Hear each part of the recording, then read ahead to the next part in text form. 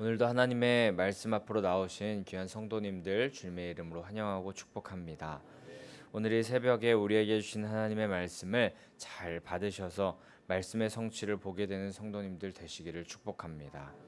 성령의 충만을 받아 말씀을 그대로 믿으며 기도하게 되면 초대교회의 충만한 부흥의 역사가 우리 가운데도 동일하게 일어날 줄 믿으면서 기대하는 마음을 가지고 주님의 부흥을 우리의 시대에 꼭 반드시 목도하겠다는 결단을 하나님께 올려드리는 귀한 새벽의 시간 되기를 간절히 소망합니다. 베드로 사도는 많은 이들 앞에서 설교를 시작했었습니다. 요엘서와 또 시편의 말씀을 인용하면서 성령께서 베드로 사도를 통해 말하게 하시는 것들을 설교를 통해 선포했습니다. 베드로 사도가 선포한 것은 그런데 다른 것이 아니었습니다. 바로 예수 그리스도께서는 십자가에서 우리의 모든 죄를 감당하시고 예수 그리스도께서는 부활하셔서 우리에게 영원한 능력을 더하여 주셨다는 것, 그것을 말한 것이었습니다. 지금도 살아 역사하시는 예수 그리스도를 담대히 선포하였었던 것입니다. 2장 36절 말씀에 보면 이스라엘 온 집은 확실히 알지니 너희가 십자가에 못 박은 이 예수를 하나님이 주와 그리스도가 되게 하셨느니라. 아멘. 이렇게 말하면서 예수님의 하나님 되심, 또 예수님의 주인 되심, 예수님의 부활하심, 예수님의 구원자 되심, 그리스도 되심을 베드로 사도는 설교를 통하여서 담대히 당당히 선포한 것입니다. 이렇게 설교한 후에 베드로 사도의 설교 후에 어떤 일이 일어났는지 밝히는 본문이 바로 우리가 오늘 읽은 본문인데, 오늘 본문 시작인 37절의 말씀 우리 다시 한번 읽어보도록 하겠습니다. 37절입니다. 시작. 그들이 이 말을 듣고 마음에 찔려 베드로와 다른 사도들에게 이르되 형제들아 우리가 어찌할꼬 하거늘. 아멘. 베드로 사도의 설교를 듣고 이스라엘 사람들의 마음이 찔렸다라고 그렇게 말합니다. 베드로 사도의 설교 말씀이 그들의 마음, 유대인들 이스라엘 백성들의 마음을 찔러 관통하였다는 것입니다. 히브리서 4장 12절 말씀에는 하나님의 말씀은 살아있고 활력이 있어 좌우에 날선 어떤 검보다 예리하여 혼과 영과 관절과 골수를 찔러 쪼개기까지 하며 또 마음의 생각과 뜻을 판단하신다라고 말씀하셨습니다. 하나님의 말씀의 역사가 그들의 영을 찌르고 관통한 것입니다. 그리고 그들이 그 마음에 찔린 그들이 베드로 사도와 또 다른 사도들에게 말하기를 형제들아 우리가 어찌할꼬라고 말합니다. 이는 이 유대인들 그 자신들이 예수님을 십자가에 못 박은 죄인인 것을 자신들이 깨닫고 영적인 양심의 가책을 느끼면서 이런 큰 죄를 지은 우리가 이제 앞으로 어떻게 살아가야 될까 하면서 그 사도들에게 베드로에게 묻는 것이었습니다. 자신이 이런 큰 죄인이라는 사실을 깨닫고 후회와 절망감에 사로잡혀서 내가 정말 말도 안 되는 죄를 지었구나. 큰 죄를 지었구나. 내가 하나님의 아들이신 우리의 주인 되신 그 예수 그리스도를 십자가에 못 박게 했구나. 우리를 구원해 주러 오신 분을 내가 죽였구나. 도대체 이런 큰 죄인인 나는 어떻게 살아가야 하지? 이런 마음으로 탄식하면서 나는 이제 어떻게 살아가야 될지, 내가 이제 어떻게 해야 될지를 베드로와 다른 사도들에게 물었던 것입니다. 성령의 충만한 가운데 성령께서 운행하시며 그 자리에서 진리의 말씀을 선포케 하셨고, 그 진리의 말씀을 들은 자, 성령의 충만한 가운데 진리의 말씀을 들은 자들에게는 죄를 깨닫고 회개할 마음이 차오르게 되었었던 것입니다. 하나님이시며 우리의 주 되신 예수 그리스도를 믿지 않았던 죄를 그들은 깨닫게 되었던 것입니다. 하지만 이들은 이전에 아무리 이런 이야기를 많이 들었다 할지라도 믿지 못하고 깨닫지 못했던 자들이었습니다. 하지만 성령께서 그들 가운데 일하셨기 때문에 그들의 마음은 찔렸고 회개할 마음이 생겨났습니다. 성령에 충만하여 귀가 열린 결과 진리의 말씀을 바로 받아들일 수 있었던 것입니다. 우리도 주님 앞에 나아갈 때에 가장 먼저 매일 우리가 얼마나 참혹한 죄인인지를 깨닫는 자들 되어야 할 줄 믿습니다.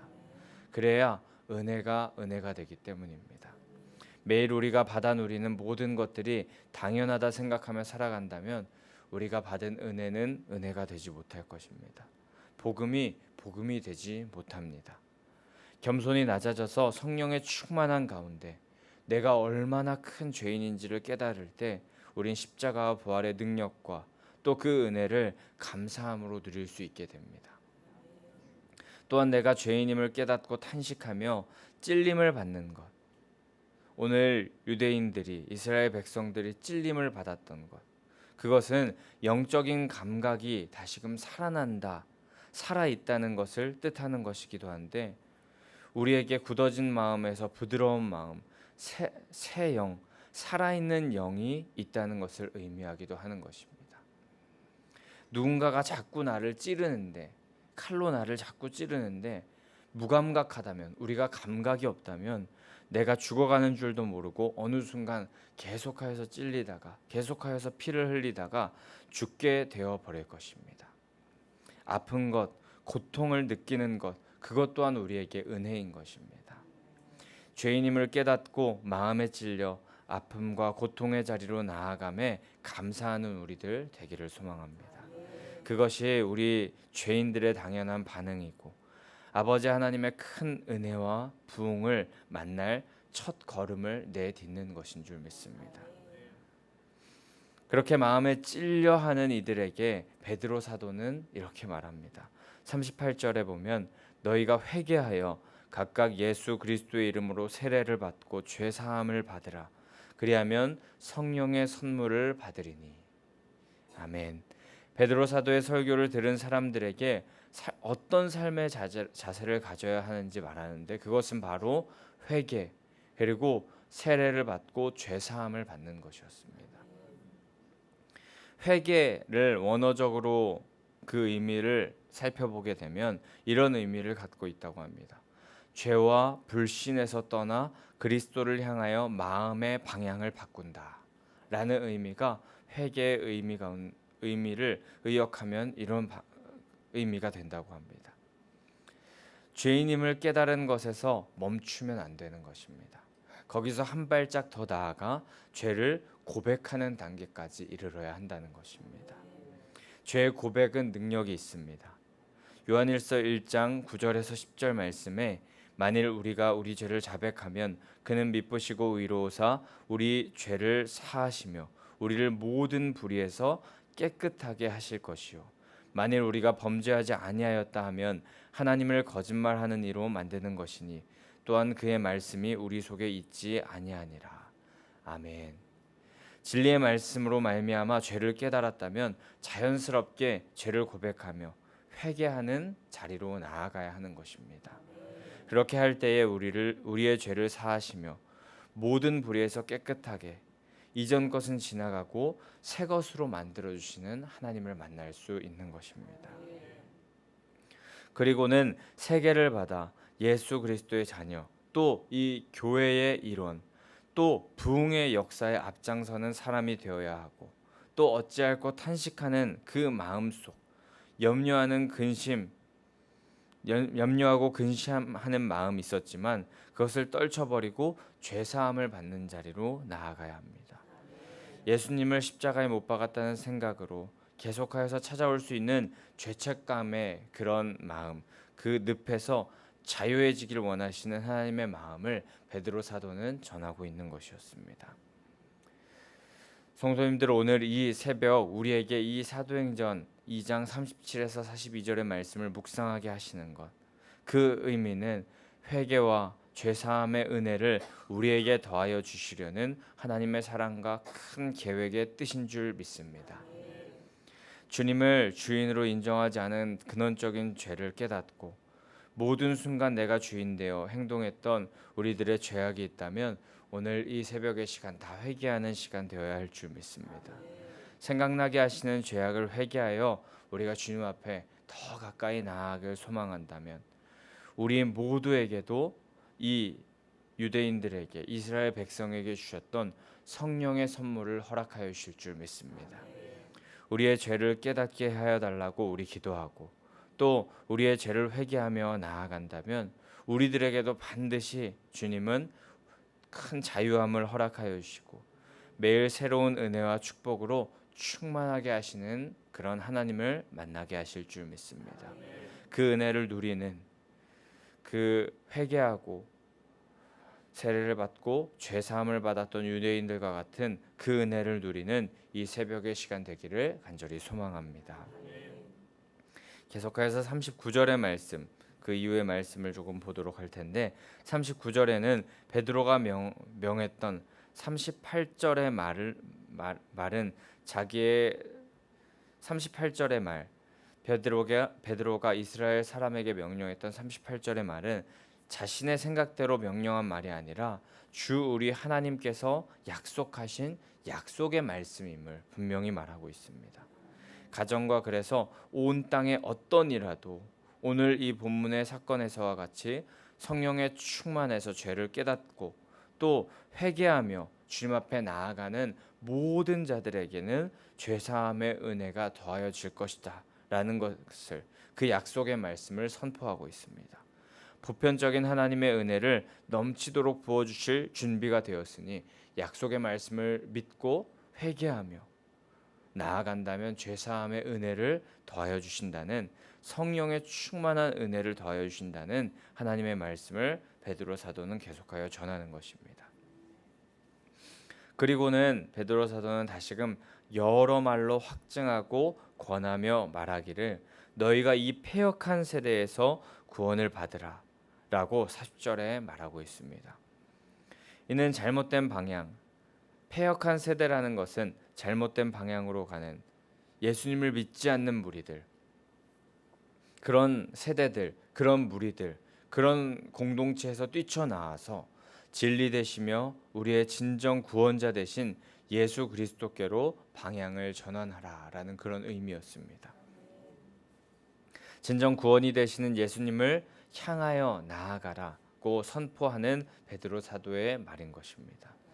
패역한 세대에게서 뛰쳐나와서 패역한 세대를 향하여 갔던 그 방향으로 나아갔던 그 자리에서 뛰쳐나와 부흥의 세대로 노선을 변경하라라는 그런 베드로 사도의 말인 것입니다. 이렇게 베드로 사도가 말했는데 근데 놀라운 사실 41절 말씀에 더 놀라운 사실이 있습니다. 41절의 말씀 한 번 더 우리 한 목소리로 읽어보겠습니다. 시작. 그 말을 받은 사람들은 세례를 받음에 이날에 신도의 수가 3천이나 더하더라. 아멘. 신도의 수, 하나님을 믿는 하나님의 백성들, 그 백성들의 수가 3천이나 더하였다라고 그렇게 기록됩니다. 이 3천 명이라는 숫자, 이 숫자도 엄청난 숫자이지만 그와 동시에 제가 이 말씀을 보면서 집중하였었고 또 우리가 함께 집중해서 보고 싶은 부분은 바로 이 41절 처음 초반 부분에 그 말을 받은 사람들이라는 이 말에 우리가 좀 집중해 보고 싶습니다. 본문에 세례를 받고 죄사함을 받아 예수님을 구주로 섬긴 3천 명의 사람들이 있는데 이 3천 명의 사람들, 예수님을 구주로 섬기며 또 죄사함을 받은 세례를 받은 사람, 이 3천 명들은 모두 베드로의 설교와 베드로가 말한 그 말을 받은 사람들이었습니다. 결국에 예수 그리스도를 믿고 새 사람이 되기 위하여 말씀이 내 삶에 그대로 이루어질 것임을 믿고 하나님의 말씀을 자신의 삶에 적용하며 그대로 그 말씀을 받아들이는 자들이 하나님의 은혜를 받고 또 하나님의 놀라운 능력을 힘입을 수 있다는 것입니다. 그 말을 받았을 때 말입니다. 고린도후서 1장 20절 말씀에 이런 말씀이 있습니다. 하나님의 약속은 얼마든지 그리스도 안에서 예가 되니 그런즉 그로 말미암아 우리가 아멘하여 하나님께 영광을 돌리게 되느니라. 아멘. 말씀 앞에 예와 아멘으로 순종하며 그대로 이루어질 것을 믿음으로 확신하며 받아들인다면, 그 하나님의 말씀을, 하나님께서 선포하라 하신 그 말씀을 받아들인다면, 오늘 본문의 3천 명과 같이 세례를 받고 죄사함을 받아 구원에 이르는 지혜, 그 자유함을 얻을 수 있게 되는 것입니다. 그리고 그렇게 말씀을 받아들였을 때 새로운 존재로 거듭났기에 세상과 나는 간 곳 없고 구속한 주님만 가장 소중하고 중요해지는 단계에 이르기에 42절 말씀과 같이 가르침을 받기를 힘쓰며 또 서로 사랑하며 교제하고 또 무엇보다 기도에 힘쓰는, 오로지 기도에 힘쓰는 자가 되는 모습을 42절 말씀에 우리가 보게 됩니다. 이전에는 정말 패역한 세대를 향하여 나아가는 그 길로 나아갈 때는 내 명예, 내 욕심, 내 만족, 내 자랑, 돈, 그리고 관계, 이런 것 때문에 세상의 이것저것 하나님이 아닌 여러 가지의 정신 팔린 인생을 살아갔었지만, 그 패역한 세대로 그런 인생으로 살아갔었지만, 주님의 말씀을 듣고 또 성령에 충만하여 말씀을 받아들였을 때, 주님을 받아들였을 때, 주님을 주인으로 인정하며 살아가겠노라 그렇게 결단했을 때 인생의 방향이 명확해지고, 또 오히려 여러 가지 이것저것에 정신 팔렸던 인생이었지만 오히려 단순하지만 명확한 삶, 확실한 삶을 살아갈 수 있게 되었던 것입니다.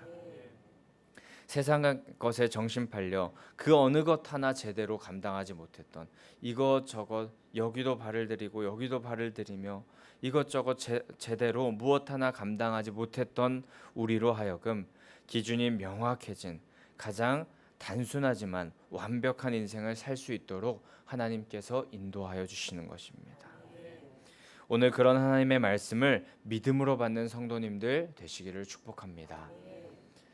다시금 우리가 참혹하고도 끔찍한 죄를 저지를 죄인이란 것을 오늘 이 새벽 깨닫게 하시고 어찌할꼬 탄식하며 회개의 자리로 나아가는 우리들 되게 하여 주시옵소서. 또한 이렇게 행할 때에 주시는 약속의 말씀이 그대로 성취되어 패역한 세대, 잘못된 세대들에게서 돌이켜 승리의 세대, 믿음의 세대, 구원의 세대, 부흥의 세대가 되게 하여 주시옵소서. 그리고 그렇게 나아가 진정한 가치를 발견하고 단순하지만 명확하고 확실한 구원의 인생을 살아가는 예수 그리스도의 자녀가 되게 하옵소서. 이렇게 기도하기를 결단하며 나아가신다면 성령께서 이 새벽, 이 시간 충만히 임하셔서 이미 다 이루신 부활의 능력을 우리 가운데 부어주셔서 우리가 드린 기도 그대로 이루게 하여 주실 줄 믿습니다. 믿고 의지하며 오늘 이 새벽에 그렇게 나아간다면, 그렇게 하나님의 말씀을 받아 그 말씀이 그대로 이루어지기를 믿으면서 그 성취를 바라보며 기도하며 나아간다면 이 새벽에 우리로 하여금 기도의 승리자, 또 믿음의 승리자, 결국 인생의 승리자 되게 하실 줄 믿습니다. 그렇게 행하실 우리 주님 의지하면서 오늘도 이 새벽 주님 앞에 온 마음 다해 기도하며 그 주님 붙잡고 믿고 신뢰하며 나아가는 성도님들 되시기를 간절히 소망하고 축복합니다. 아멘.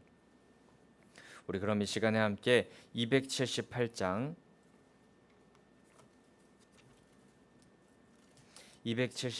우리 함께 찬송하며 우리 안에 죄악들을 회개하고 하나님을 중심으로 받아들이겠노라는 결단을 다시 한번 올려드리는 귀한 새벽의 시간 되기를 원하는데,